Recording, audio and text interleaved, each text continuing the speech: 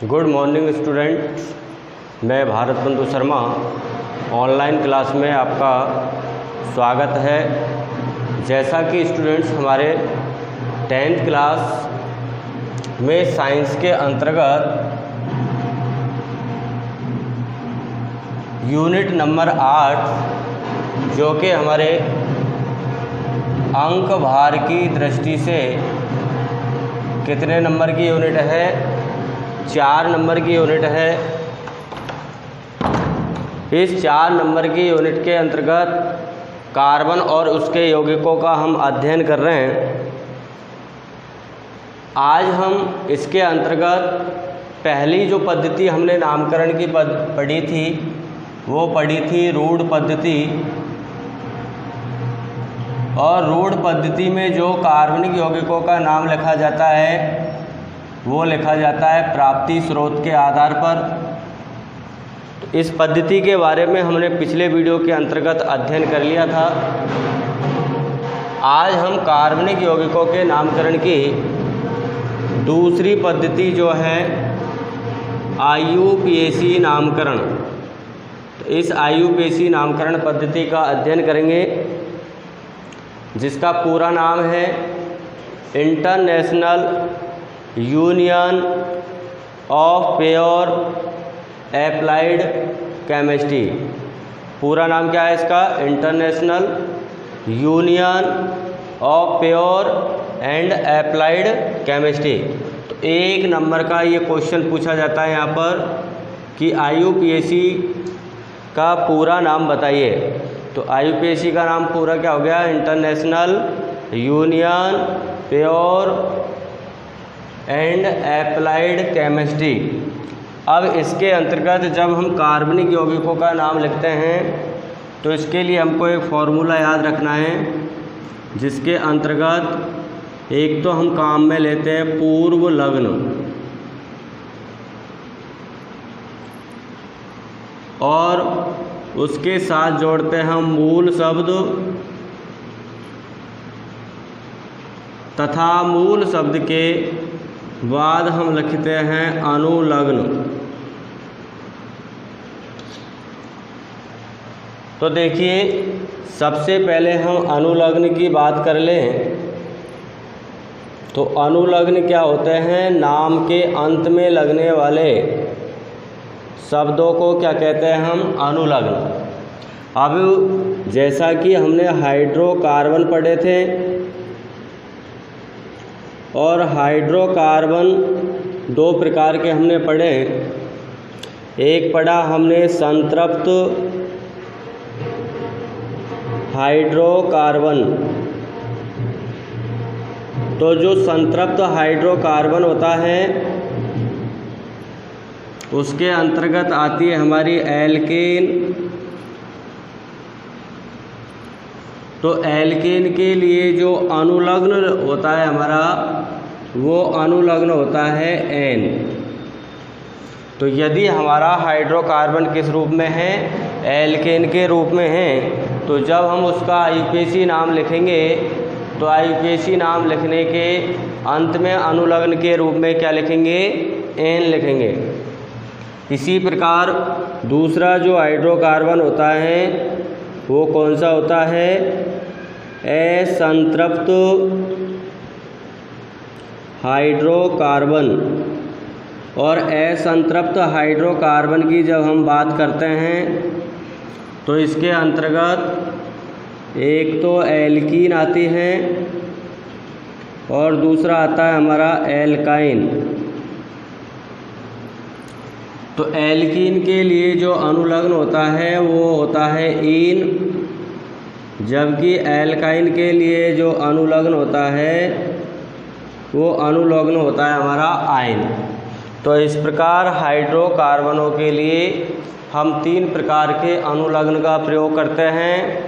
Alkene के लिए N का, एल्कीन के लिए ईन का, और एल्काइन के लिए आयन का। आप यहाँ देखिए, एल्केन जब बोलते हैं तो अंत में क्या बोल रहा है? एन। तो एन इसका क्या हो गया? अनुलग्न। जब हम एल्कीन बोलेंगे तो अंत में क्या बोलेगा? ईन। तो ईन इसका क्या हो गया, अनुलग्न। इसी प्रकार जब हम एल्काइन बोलेंगे तो अंत में क्या बोल रहा है, आइन, तो आइन इसका क्या हो जाएगा, अनुलग्न। तो हमने क्या पढ़ लिया, अनुलग्न पढ़ लिया। और अनुलग्न किसके आधार पर, हाइड्रोकार्बन के आधार पर। एल्केन है तो एन, एल्कीन है तो ईन, और एल्काइन है तो आइन। अब इसके बाद हम आते हैं नंबर 2, मूल शब्द। तो चूंकि जो हमारी हाइड्रोकार्बन होती है उस हाइड्रोकार्बन में कार्बन परमाणु की संख्या को लिखने के लिए हम किसका प्रयोग करते हैं, मूल शब्द का प्रयोग करते हैं। जैसे किसी हाइड्रोकार्बन में कार्बन परमाणु की संख्या 1 है, कार्बन परमाणु की संख्या 2 हो सकती है, 3 हो सकती है, 4 हो सकती है, 5 हो सकती है। तो जब एक कार्बन की हाइड्रोकार्बन है तो उसके लिए हम जो मूल शब्द काम में लेते हैं वो होता है हमारा मेथ। क्या होगा, मेथ। यदि 2 कार्बन की हाइड्रोकार्बन है तो उसके लिए जो मूल शब्द होगा वो क्या होगा, हमारा एथ। इसी प्रकार 3 कार्बन की हाइड्रोकार्बन है तो इसके लिए मूल शब्द होगा प्रोप। 4 के लिए मूल शब्द क्या होगा, ब्यूट। और 5 के लिए मूल शब्द लेंगे हम पेंट। इसी प्रकार यदि किसी हाइड्रोकार्बन में 6 कार्बन हैं तो हम मूल शब्द लेंगे हेक्स। 7 है तो हम लेंगे हेप्टो। यदि 8 है तो 8 के लिए क्या लेंगे हम, ऑक्ट। 9 कार्बन की श्रृंखला है तो नॉन। और यदि किसी हाइड्रोकार्बन में कार्बन परमाणु की संख्या 10 है तो हम लिखेंगे उसको डेक। इसी प्रकार यदि कार्बन परमाणु की संख्या 11 है तो इसको लिखेंगे हम अनडेक। और कार्बन परमाणु की संख्या 12 है तो उसको लिखेंगे हम डोडेक। तो ये हमारे मूल शब्द होते हैं जो कार्बन परमाणु की संख्या के आधार पर होते हैं।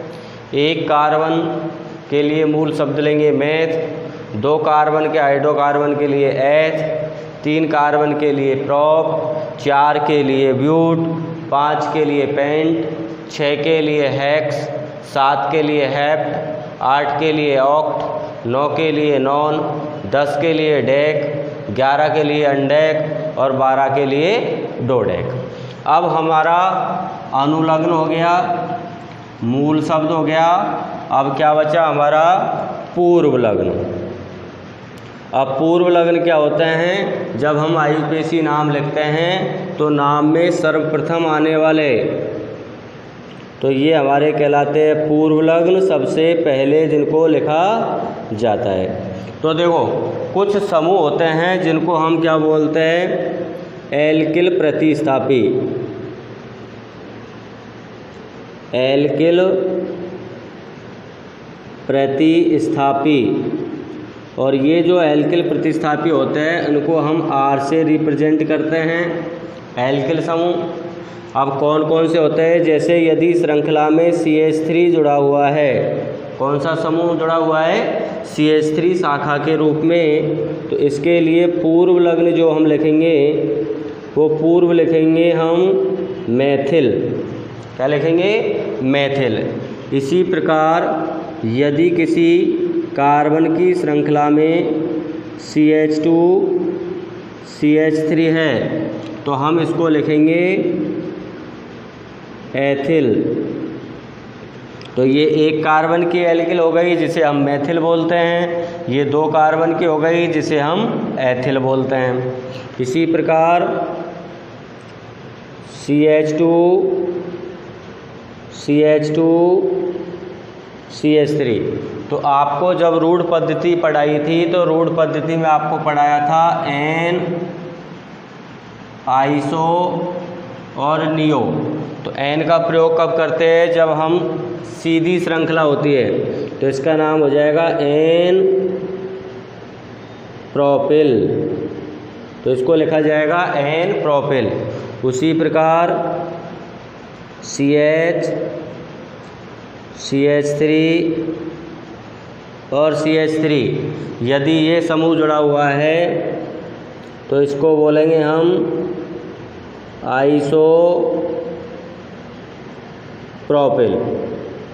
तो ये हमारे एल्किल प्रतिस्थापी होते हैं जिनको हम पूर्व लग्न के रूप में लिखते हैं। CH3 को मैथिल, CH2 CH3 को एथिल, CH3 को एन प्रोपिल और CH3 को आइसोप्रोपिल।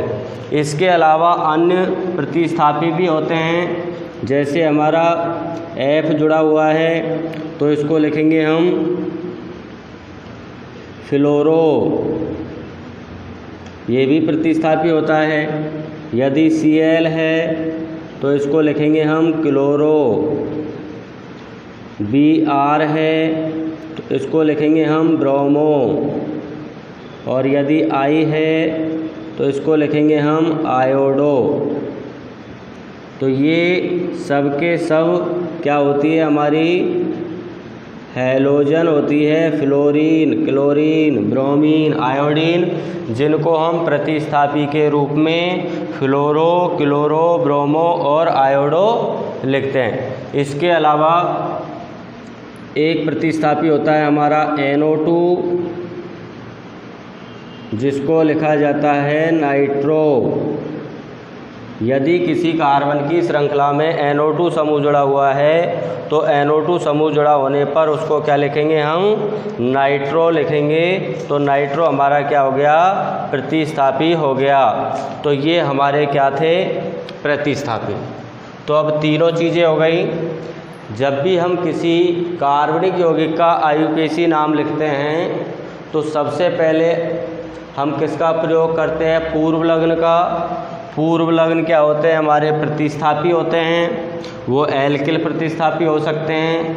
एल्किल में कौन कौन से आते हैं, जैसे CH3 है तो मैथिल, CH2 CH3 है तो एथिल, CH3 CH2 CH3 है तो एन प्रोपिल और CH3 है तो आइसोप्रोपिल। इसी प्रकार यदि F है तो फ्लोरो, Cl है तो क्लोरो, Br है तो ब्रोमो और I है तो आयोडो, जिनको सम्मिलित रूप से हम बोलते हैं हैलोजन। यदि NO2 समूह जुड़ा हुआ है तो हम पूर्व लग्न क्या लिखेंगे नाइट्रो। अब पूर्व लग्न लिखने के बाद हम क्या लिखेंगे मूल शब्द, और मूल शब्द लिखेंगे कार्बन परमाणु की संख्या के आधार पर।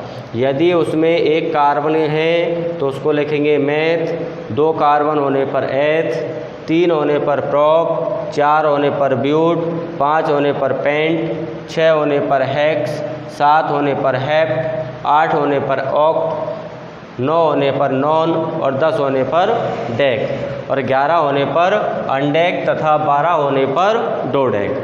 मूल शब्द लिखने के बाद उसका अनुलग्न लगाते हैं। अनुलग्न किसके आधार पर लगाते हैं, यदि एल्केन है तो एन, एल्कीन है तो ईन और एल्काइन है तो हमारी आइन।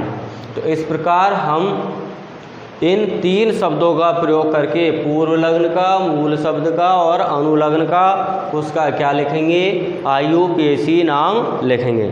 तो अब हम इसके बाद देखेंगे IUPAC नामकरण जो हम करते हैं उसके नियम कौन कौन से फॉलो करने होते हैं, तो वो नियमों का अध्ययन करेंगे नेक्स्ट वीडियो के अंतर्गत।